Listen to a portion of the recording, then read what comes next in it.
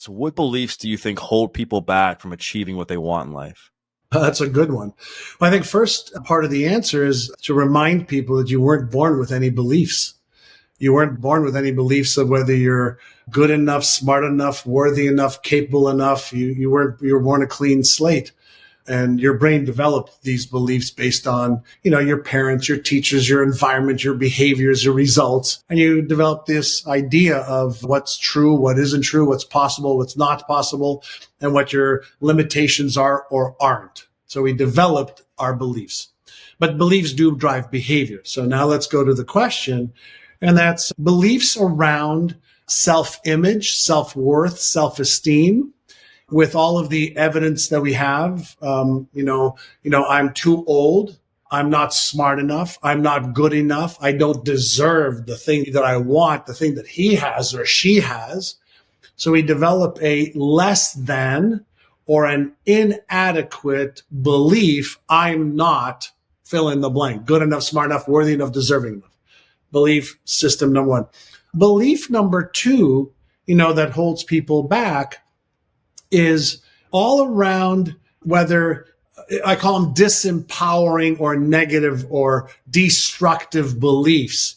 And for example, a destructive belief that no matter what I do, I'm going to fail.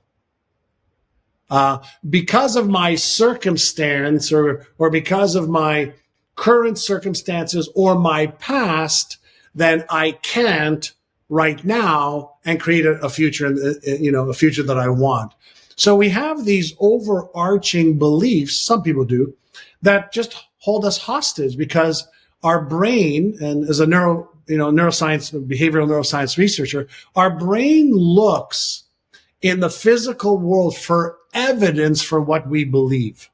And our brain deletes and distorts anything that doesn't match our beliefs.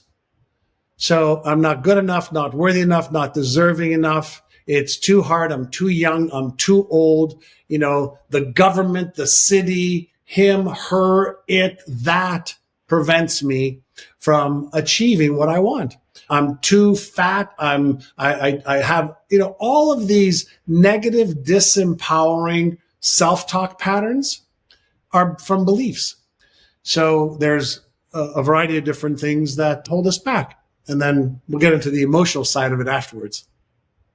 Yeah, and these beliefs are tough, right? Because it is like life does happen. And unfortunately, people treat us wrong. Things treat us wrong. We end up in the wrong places. We end up making decisions we wish we didn't.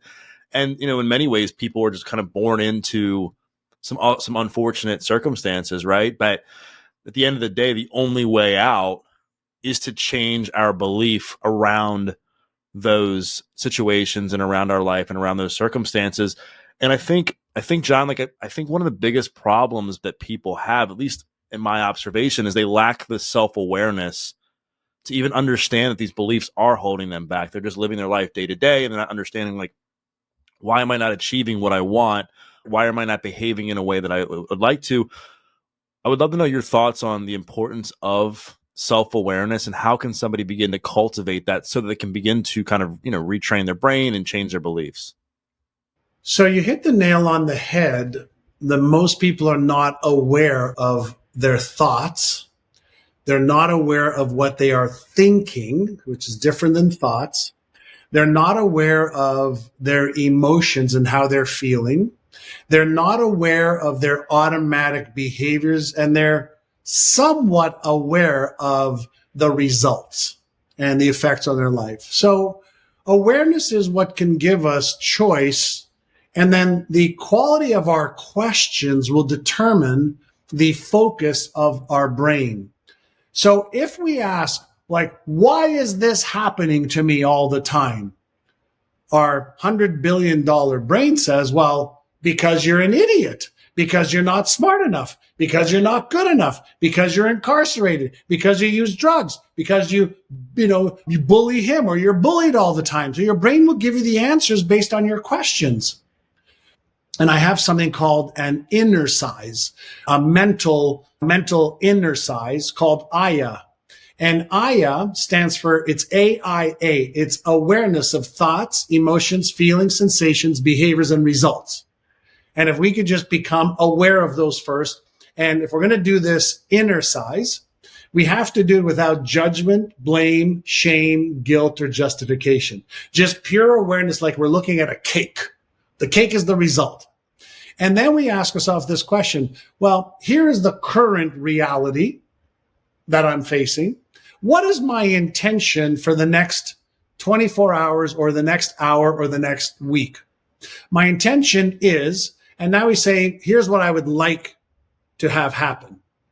And then we go to the A, which is what's one action I could take to move me towards that and away from what I don't want. So what happens with this Aya Innercise is it causes us to be aware, it causes us to set an intention, and it causes us to take one small action towards what we do want.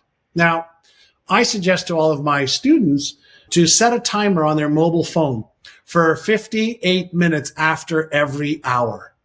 And for 2 minutes at the top of the hour, practice awareness. Thoughts, emotions, feelings, sensations, behaviors, and results. And then say, what's my intention for the next hour? And then just say, here's my one action step, and then do it right away. And what you start to do is you start to become aware of your patterns. You start to be deliberate about your intention, and then you teach yourself to take action towards what you want, which by default moves you away from what you don't want. That's Innercise, number 2, we call it, called Aya. And then we ask ourselves better questions. And so, what would have to happen in order for me to stop my negative thinking or negative thoughts? What would have to happen? What would have to happen in order for me to have a little bit more control over my emotion? What would have to happen if I was serious? What would I have to do to stop this and start this? What help could I elicit or get if I was serious in achieving that and stopping that? So the power of questions will determine the focus. The focus will determine what we do next. So the challenge we find with a lot of people, and here's a statistic that just actually came out this year. The average person, their thoughts are 80% negative. Another statistic is 92% are repeated negative thoughts week after week, which means that we have become conditioned to negative thoughts, negative emotions, negative behaviors, and the results that we're getting. So we have to, if we're serious, just stop. Just stop. And let's not blame ourselves or shame ourselves. There's enough of that going on. Let's not bully ourselves. And let's just say, I'm going to shift. I'm going to deliberately make a shift because I don't want these results.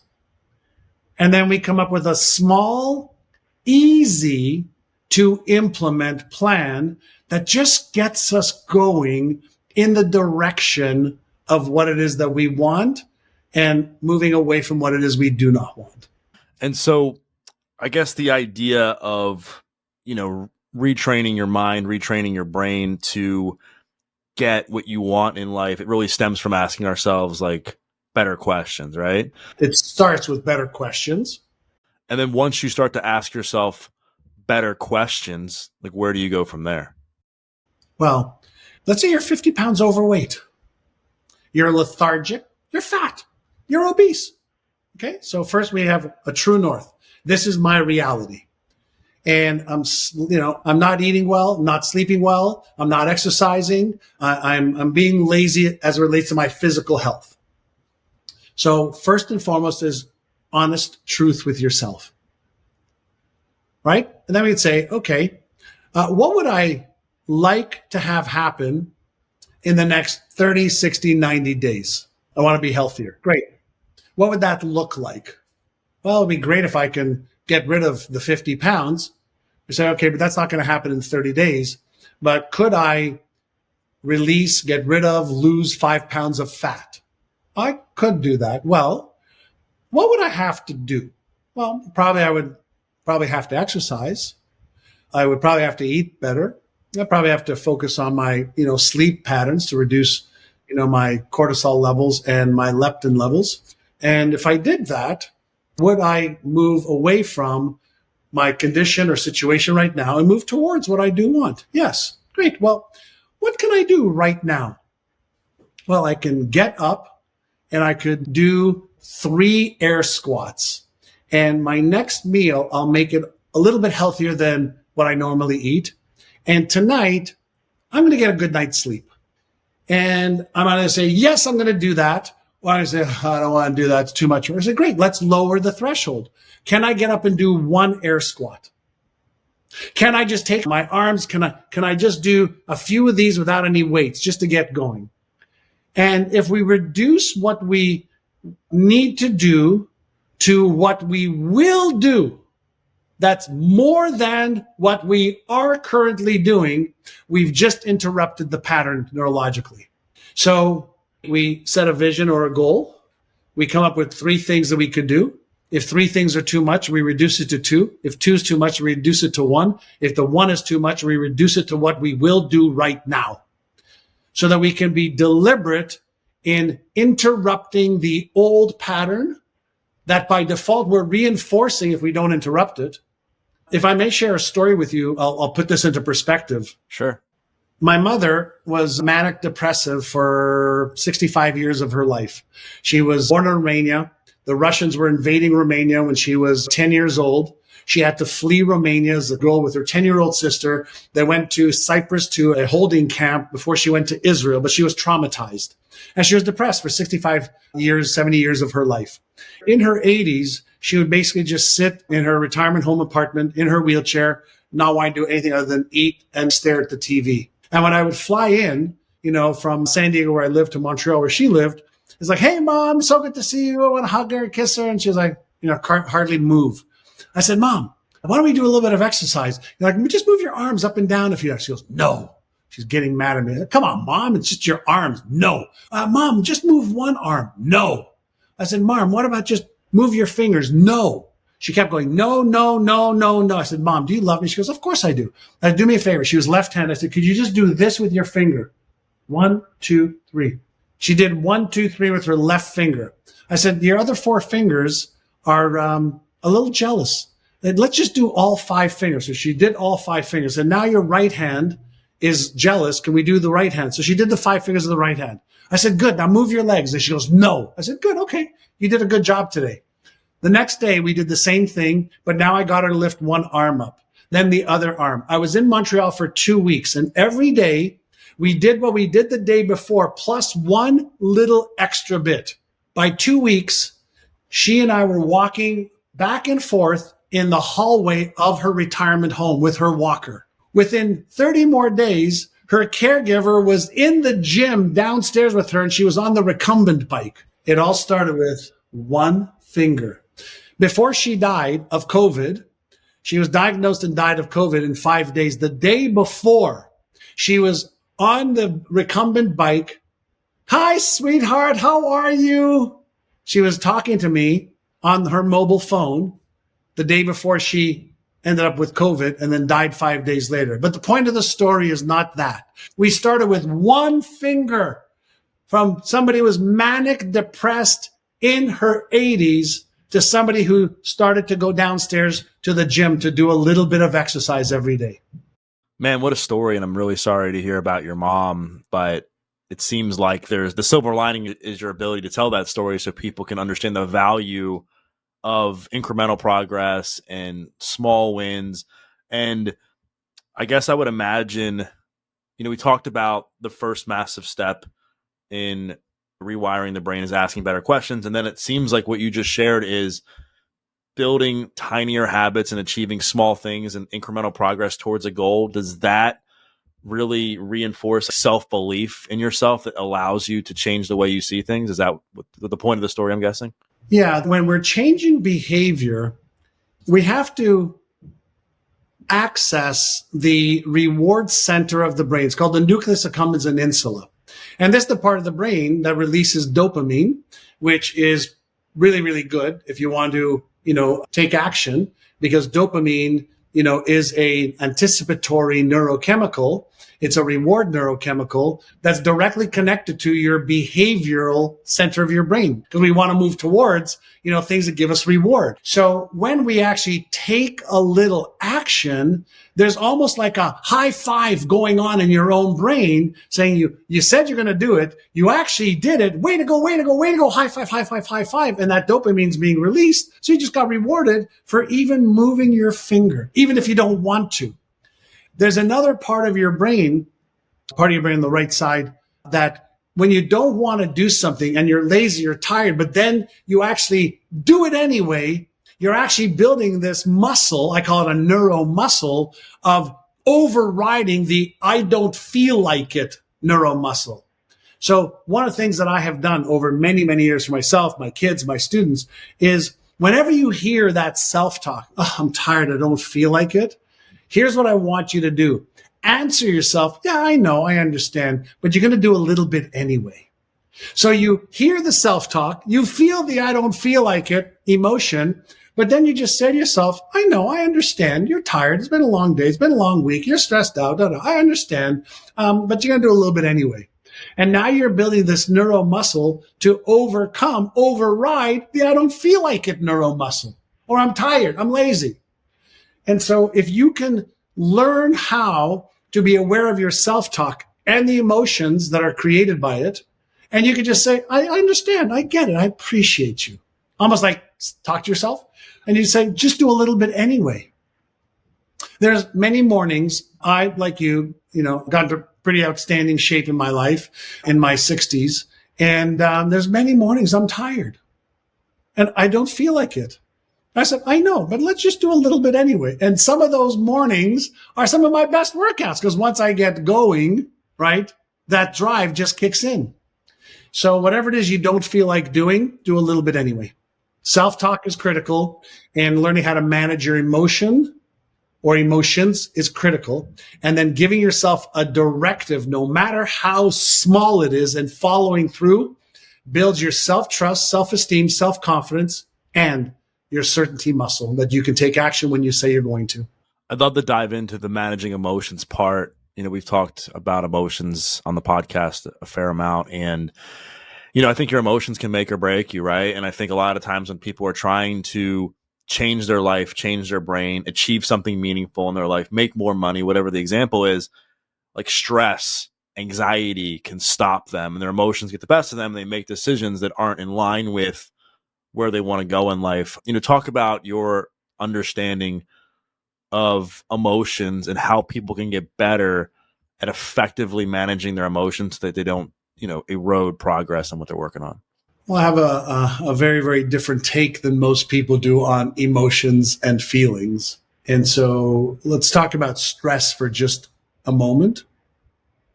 What if we said that stress is a circuit in the brain that turns on? Right? When you lift weights that are too heavy, doesn't that put stress on your muscles? Yes. So if there's too much weight, the muscle can't lift it. So it's too much stress. What if we started to say that the stress circuit in my brain, your brain, only turns on when the demand on you exceeds your current capacity? So when the demand exceeds current capacity, the circuit goes on. So I can also be thinking about a demand in the future that I don't think I can handle in the future. And that circuit will go on because it's imagining a future need that I can't handle, whether it's retirement, whether it's health, whatever it is. So let's go a little bit deeper. When the stress circuit in the brain goes on, what do we know about this circuit? And the answer for 99% of people, the answer is nothing. So the issue isn't stress. It's ignorance. They don't know what activated it. They don't know what to do once it's activated. Now imagine this. If your light in your house, where in the room that you're in, just turned on and off, turned on and off, turned on, you couldn't shut it off, turned off, you couldn't turn it on. Wouldn't you wonder what's going on in the circuit breaker? Like what's going on that's causing this? So stress is not the problem. The problem is when the stress circuit has been activated, the reason it's activated is your brain has made an assumption that's real or imagined that you cannot handle the situation, or you can't handle the situation because you don't have the knowledge, the skill, or the emotional regulation abilities. But we know when the stress circuit is activated, your fight, flight, or freeze behaviors are automatic because the sympathetic nervous system has been activated for protection. So you either freeze and don't do anything, you run away from it, right? Or you try to fight it, which means that you keep re-triggering that stress circuit. When you do that, there's the right prefrontal cortex of your brain, or the right side of your brain. Over there, I have my Frankenstein's monster. That part of the brain is active. And we need to turn off Frankie's monster, and we want to turn on the Einstein part of the brain. That is the executive functioning part of the brain, the CEO, the part of the brain that can navigate through the stress. But in order to deactivate Frankie's monster, why don't we do Innercise number 1? And it's called Take 6, Calm the Circuit. So we want to calm that vagus nerve and the sympathetic side of it to the parasympathetic, which is the calm to respond. And we could do that with 6 slow, slow, slow breaths in through your nose,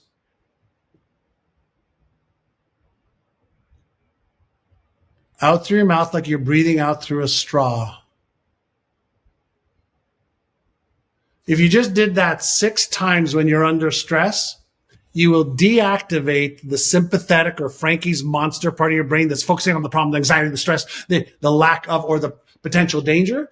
And you'll start using the genius part of your brain. In a calm state, you can learn how to respond.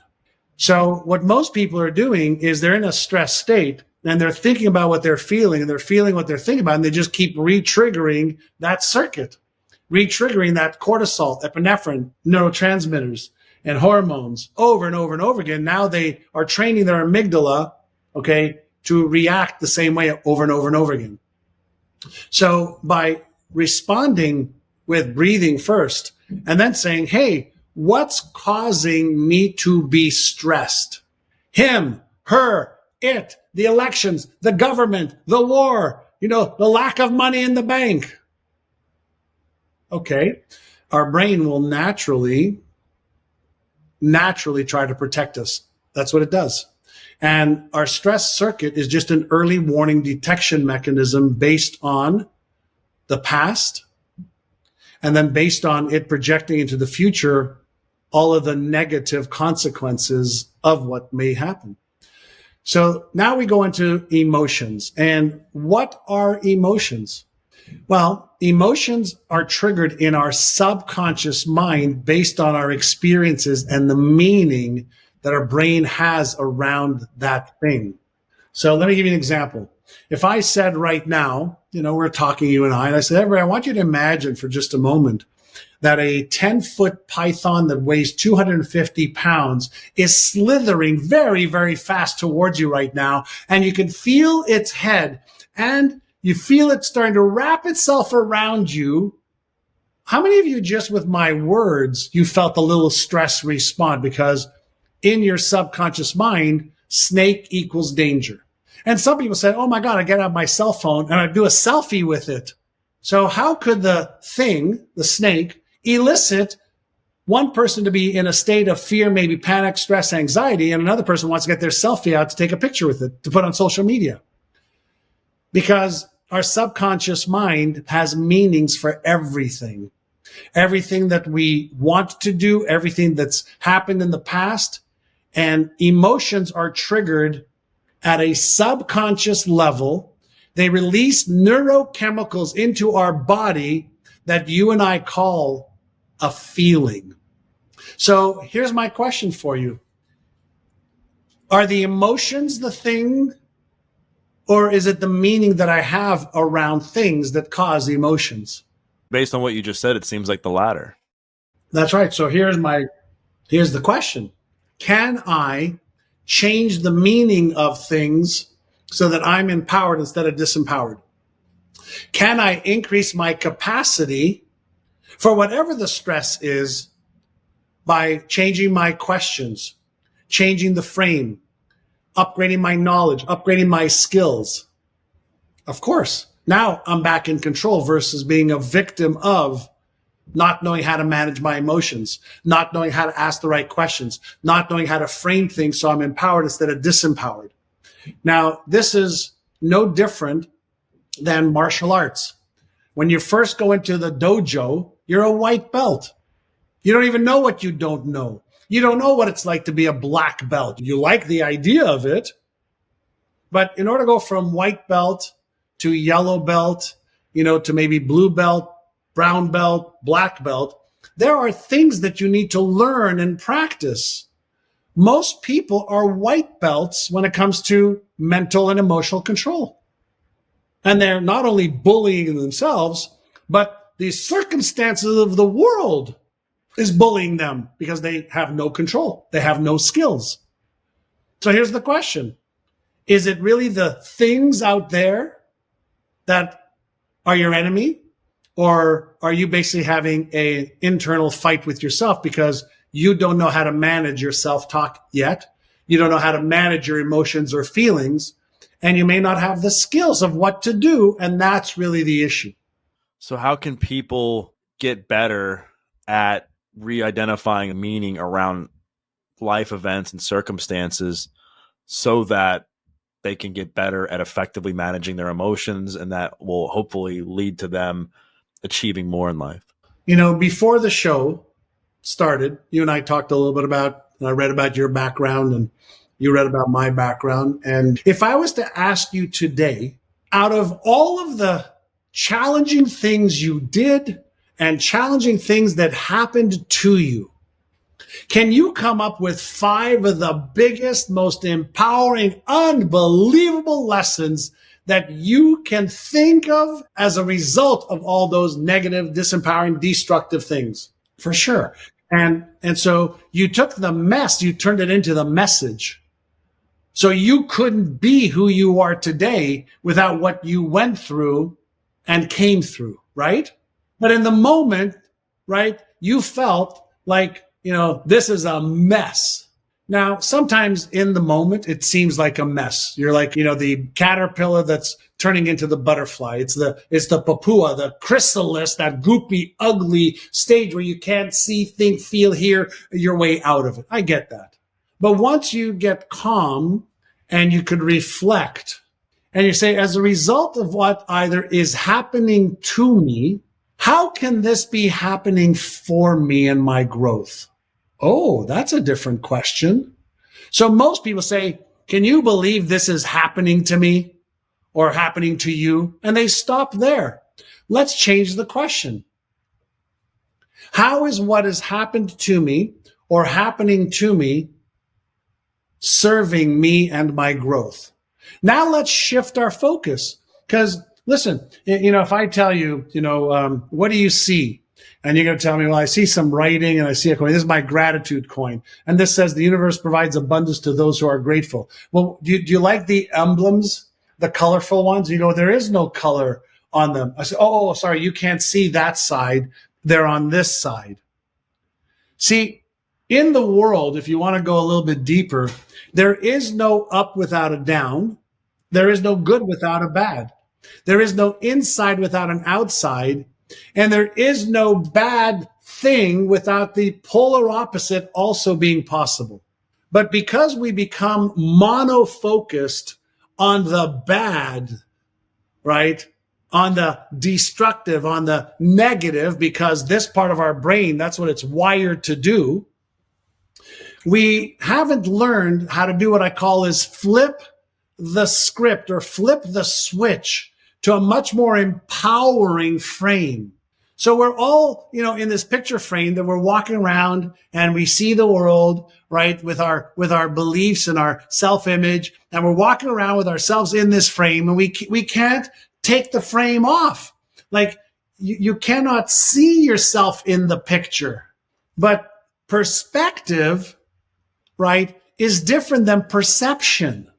And so when I have a perspective, here's my perspective based on my, or my perception based on my reality. Okay. Because of my past or present, here's my, perception of things. But perspective means you can look at it from a different angle and see a different perspective, like a maze, right? Or a hologram. And so how can this serve me? How can what's happening help me? What are the lessons I'm learning as a result of it? So how do we take, a negative, a disempowering, a disgusting, whatever it is, and turn it into a frame that will actually lift me up instead of tear me down and put me down? Like if I shared all of the things I have done in my life when I was a kid, okay, doing drugs, selling drugs, breaking in entries as a 14, 15, 16-year-old kid, stealing, lying, cheating. I could ruin my moment right now. But I say, as a result of all the things that I did, what doors opened? What perspective did I gain? What did I realize about my behavior, about myself, about change, about the work I do today? And oh my God, I'm grateful that it happened. I'm not proud of it, but I'm so grateful of those challenging times because I was open-minded, because somebody showed me how to be, where I didn't feel not good enough anymore and worthy enough, and I felt disgusted with myself. I learned how to appreciate, forgive, love, accept, surrender, and being responsible as well. I learned how to do that. And as a result, now I can share it with hundreds of thousands or millions of people a year through the work that I do. So I give thanks for all of that. And I'm in gratitude for it. And there are things that I'm embarrassed of, ashamed of, etc. And I'm okay with that because I've accepted them as my lessons for who I've become and who I'm becoming. This episode is brought to you by MitoLux. Let's face it, the importance of getting adequate sunlight has become quite popular lately, mainly for optimizing things like your circadian rhythm and vitamin D levels. With the rise of technology, people are spending way too much time indoors with artificial light. And when you're spending so much time indoors, it's much harder to get adequate amounts of vitamin D. Vitamin D deficiency can cause a variety of health issues, including depression and bone and muscle weakness. Many people have a hard time taking supplements, and if you are one of those people, then I highly recommend checking out MitoLux's Sun Lamp. Using it for just 5 minutes per day can help you give the benefits of natural sunlight. The lamp has UVB, red light, and infrared lights to make sure you cover all your bases. MitoLux has created a special code for my listeners, and if you use the code Doug at checkout, you get 10% off. So go to www.mitolux.com and use the code Doug at checkout for 10% off. Now back to the show. Thanks for sharing all that. I mean, you definitely hit the nail on the head, and you have to reframe the bad stuff in your life. Otherwise, it will bring you down. And I think that was one of the big lessons I learned from my past, is that your past is not your future, and you have a choice how you respond to not just past circumstances, but your current circumstances as well. And that was something that I had to learn the hard way. I think at the root, or at least in relation to a lot of these limiting beliefs that people have, the stress, the emotions, the goals, is money. And I think ultimately when people are strapped for cash, they're stressed out about money, they make, poor decisions. They look for the quick fixes. You talked about selling drugs. I sold drugs as well, and that was my frame of mind. So does all of what we're talking about now, is that all ultimately going to help people make more money down the road, or is there something else you think people should add into this equation to allow them to generate more wealth? The answer is no. It won't help anybody make a nickel more. Just like it won't help anybody lose weight and keep it off, and it won't help anybody have better sex, and won't help anybody be a better father or mother, because they understand some concepts. Part one. Part two. If I want to get in really good physical shape, are there certain behaviors that I need to take? And are there certain behaviors I need to stop? Okay. What is money? Like, I have a coaching program on money, and I have a coaching program on business. I have a coaching program on overcoming fears of procrastination. I have an Innercise app that teaches a lot of this stuff. But like, what is money? When humans started working or living on this blue planet, did we have money back then? No. Oh, there's no money. So when tribes, started to live together, they just shared everything that they hunted or gathered. And we started sailing the oceans, and spices were brought from here to places over here where people learned how to create, silk. We exchanged this silk for those shells, or that chocolate for that cardamom, or those spices for those berries, or those berries for that fish, or fixing a horse's hoofs for the bread that you baked. So money became a concept, and then it became a means of exchange, right? With people, tribes, individuals, corporations, associations, countries. And then, we start off with seashells, chocolate, coins. Then when that became too heavy to carry across, in horse and buggy, we went to bills, and then we advanced. So we had technology. Now I can just send you $1,000 on my mobile phone through thin air. So money is an idea. And then here's the question I always ask my students. Is there more than enough money out there? Yes. Okay, so there's more than enough money out there. You don't have enough, or you're in scarcity mindset and scarcity results, or security, just enough. But there's more than enough out there. If money's a means of exchange, is it possible that you haven't yet learned the laws of earning money, or the skills of earning more than enough? Is it possible you don't have an abundance mindset mixed with the right skills to make more than enough right now? Because the result you have is nothing more than an effect. It's nothing more than, if you look in the mirror, okay, I could see you want a beard and a mustache, and that's an effect of your decisions.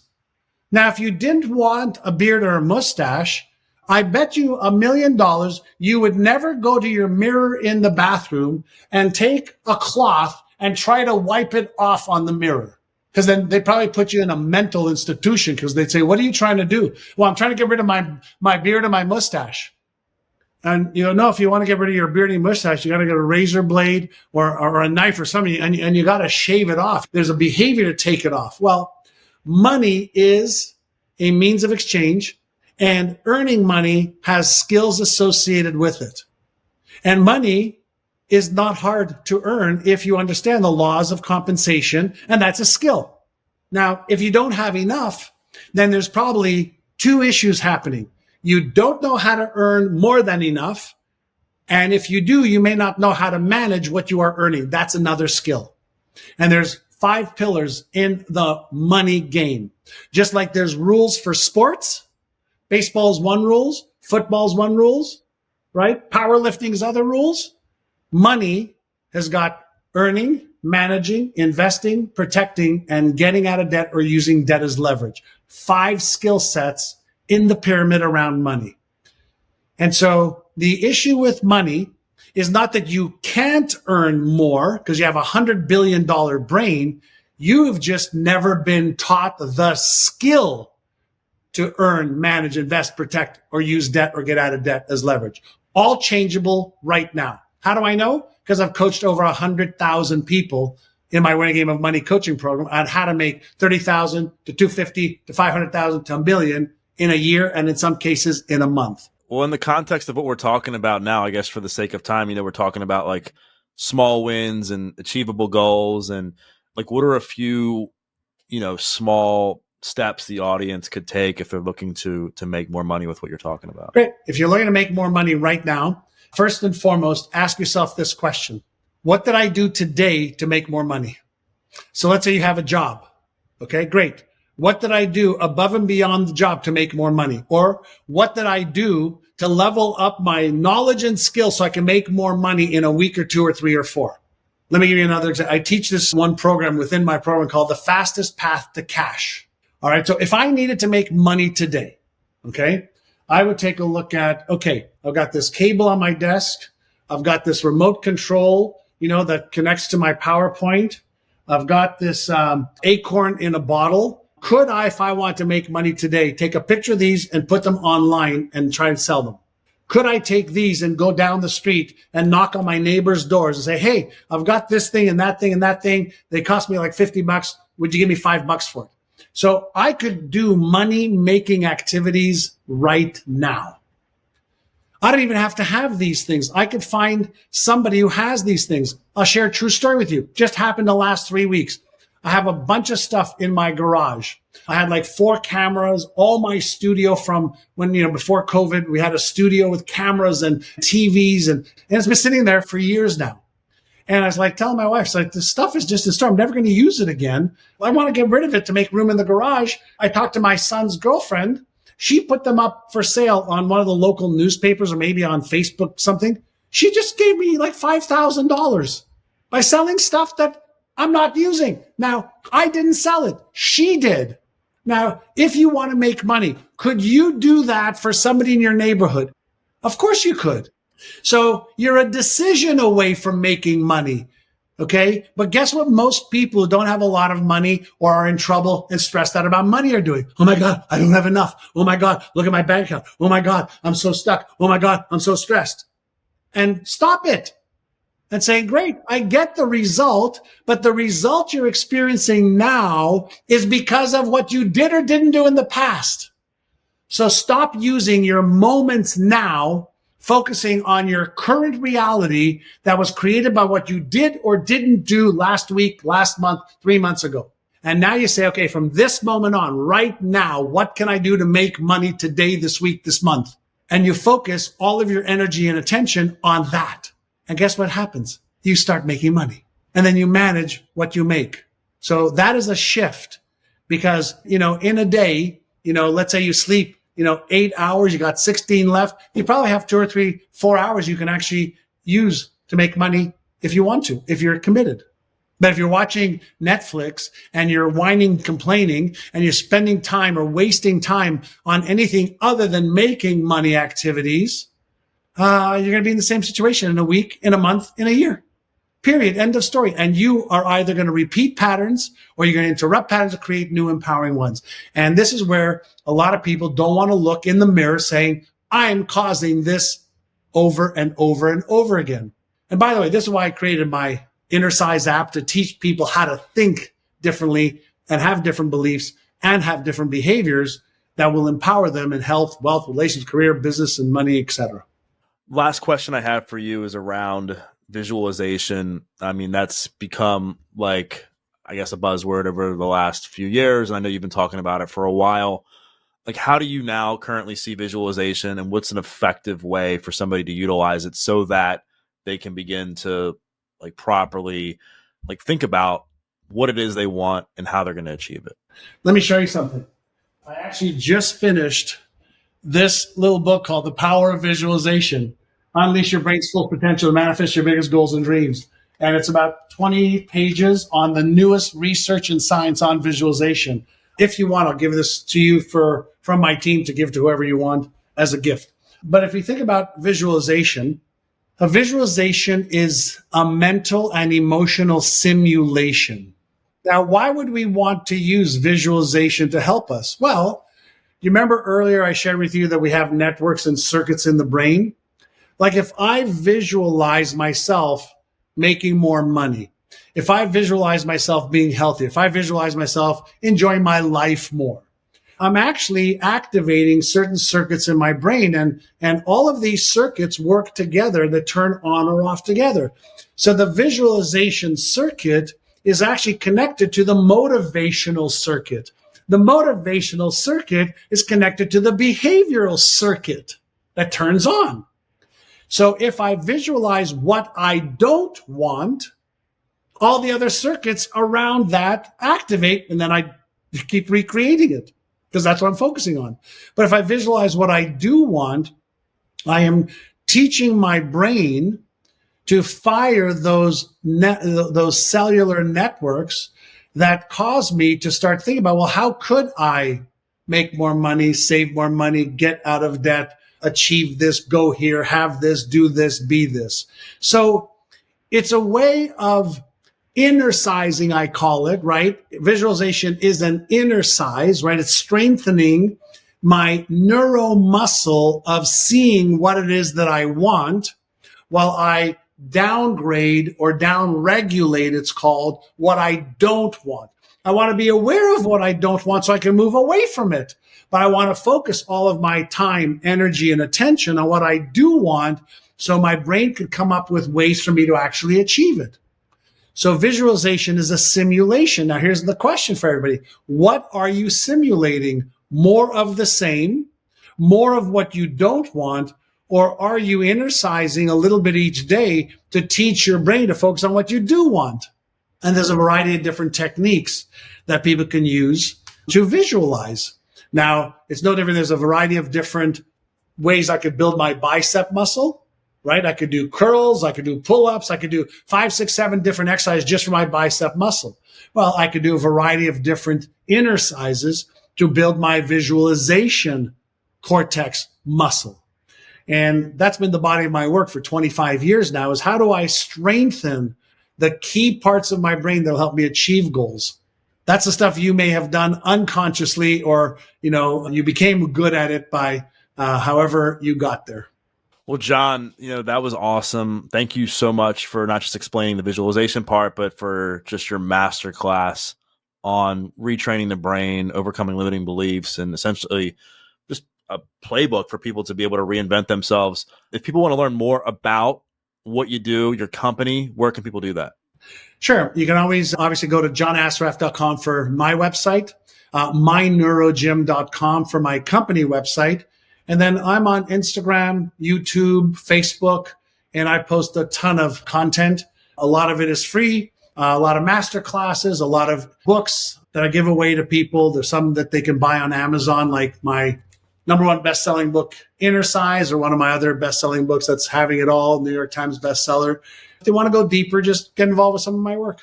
Amazing. Well, thank you once again for coming on the podcast. This has been an incredible conversation. Really appreciate it. Thank you, Doug. Appreciate you. Thank you so much for watching. If you like this video, I really think you're going to like this video as well. I'll see you there.